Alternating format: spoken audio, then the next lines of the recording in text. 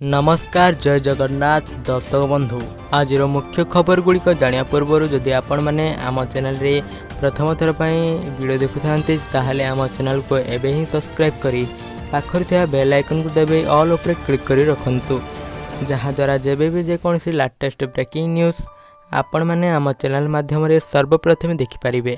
तेबे चलतु देरी नक खबर उपर नजर पकाइबा। बंगोपसागर उपर दुईटी घूर्णिबलय सक्रिय 5 दिन प्रबल वर्षिब सक्रिय हवा को पाग भिड़ुची मौसमी। बंगोपसागर उपर दुईटी घूर्णिबलय सक्रिय रही। उत्तर पश्चिम बंगोपसागर एक संलग्नवर्ती उपकूल ओडिशा उपर एक घूर्णिबलय और दक्षिण पूर्व और संलग्नवर्ती पूर्व केन्द्रीय बंगोपसागर उपर आउ एक घूर्णिबलय सक्रिय हो रही। प्रभाव 13 तारीख जाए राज्यर विभिन्न स्थान में बिजुली घड़घड़ी सह प्रबल वर्षा संभावना रही। 15 तारीख जाए विभिन्न जिला को सतर्कता जारी करिछि आंचलिक पाणीपाग विज्ञान केन्द्र। आज बिजुली घड़घड़ी 21 जिला को येलो वार्निंग जारी होइछि। मयूरभंज गजपति कंधमाल और गंजाम जिले में बिजुली घड़घड़ी सह प्रबल वर्षा संभावना थिबारु येलो सतर्कता दिया जाइछि। आगामी 6 ରୁ 7 दिन मध्य दिनर सर्वोच्च तापमात्रा रे बड़ धरणर परिवर्तन संभावना नथिबा आकलन करिछि आंचलिक पाणीपाग विज्ञान केन्द्र। तेबे चलंतु जानिया परवर्ती खबर। ग्राहकों पाई आश्वस्ति सह खुशी खबर। जून 10 अर्थात मंगलवार सुना दर ह्रास पाइछि।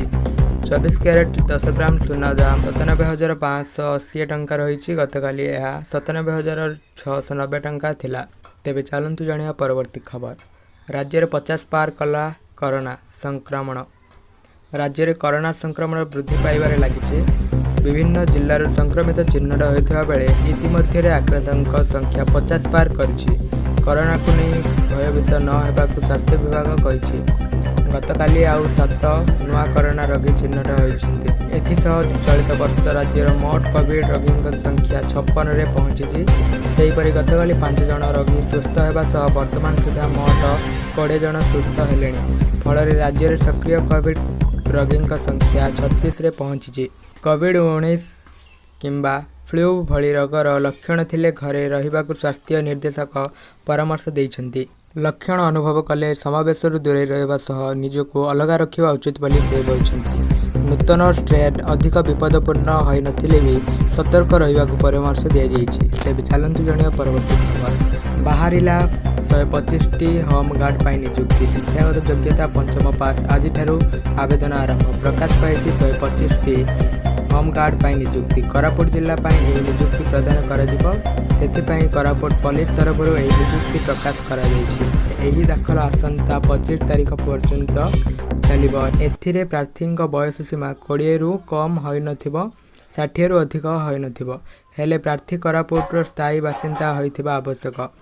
प्रार्थी शिक्षागत योग्यता पंचम पास करिथिबा आवश्यक। तेबे चलंतु जानिया परवर्ती खबर। दिनक पर राज्य सरकार वर्ष पूर्ति वार्षिक रिपोर्ट कार्ड देले मुख्यमंत्री। वर्षकर उपलब्धि जणाइले। दिनक पर राज्य सरकार वर्ष पूरा को नहीं विस्तृत भाव तथ्य रखिले मुख्यमंत्री। वर्षकर सफल यात्रा लोकों आशा पूरण करिछु। जहाँ आम संकल्प पत्र रे स्थान पाइथिला ताहा पूरण करिछु। प्रधानमंत्री मोदी मार्ग दर्शन रे सब कार्य करि चलिछु बोली कहिले मुख्यमंत्री। ओडिशा प्रति प्रधानमंत्री भल पाइबा आमको चलचंचल करिछि। आसंता 20 तारीख रे पुणी थरे प्रधानमंत्री ओडिशा आसिबे। गत वर्ष जून 12 तारीख 4टी प्रमुख निष्पत्ति नहीं। वीडियो को शेष पर्यंत देखि धन्यवाद। जदि ए पर्यंत आम चैनल को सब्सक्राइब करना ताहले आम चैनल को एबे ही सब्सक्राइब करी पाखर थिया बेल आइकन को देबे ऑल ऊपर क्लिक करी रखंतु जहाद्वारा जेबे भी जेकोसी लेटेस्ट ब्रेकिंग न्यूज आपण माने आम चैनल माध्यम सर्वप्रथम देखि पारिबे।